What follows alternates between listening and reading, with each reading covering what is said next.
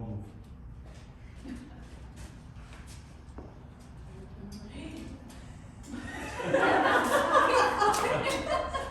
Open your eyes.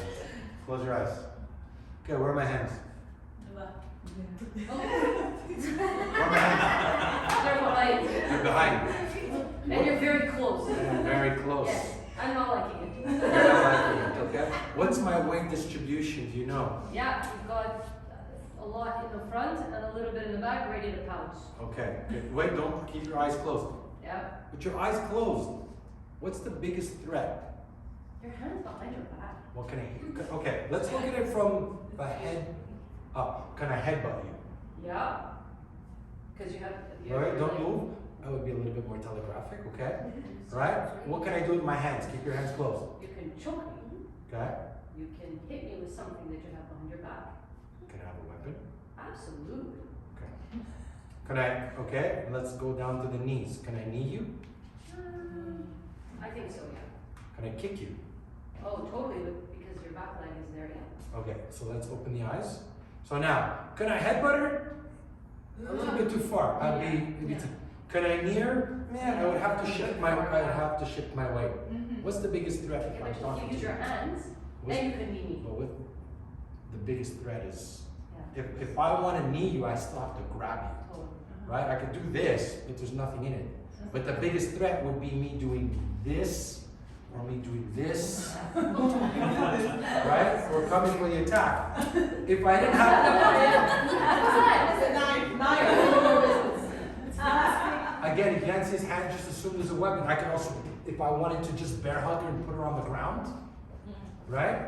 So what I want you to do, so now, if you had to make one movement, like, cause I haven't threatened you, I'm just talking to you. You're looking at all this. There might be a weapon, there might not be. Where would you position yourself with one position? Just here. That, create this. So come back a little bit more. Now, I want you to just take just one step. Just one step. And you bring your hands up. Right? Now, it could be the same thing. So go here. Hold the knife. Oh, yeah. Yeah, trust me, I have a video in LA with the girl going at it with me at the knife and she was going full out. But what I want you to do, I don't want to see like big movements. What I want to see is come back. Chill. Go like this, like as if it was you're me. Put your hands like this. And I was here. All I want to see is just this. Chill. What did I do? I'm talking. I took a step back. I haven't like. What did I do? I just created that look. Just a little bit of distance without going, without getting into a stance. Because I might be here, you know, the client hasn't threatened, he hasn't said anything, but I'm like, let me just move a little bit. I move here. Now, here's a great indicator, because this is a common question. How do I know Nick? He's like trying to get close. How do I know something's up? If I did this, let's say I'm talking to you, that's me, and I step back. Right? And now you step close. And then I do this. And now it's like, okay, like at one point, why are you trying to constantly follow and come into my range? Right now I know, okay, something's up. That means I know I have a fight in my hand. He doesn't know, but I know. So the fight or the attack it starts now when I do. You gotta be proactive. So at this moment, all right, am I moving back? Am I telling him to stay back? Am I picking up an improvised weapon?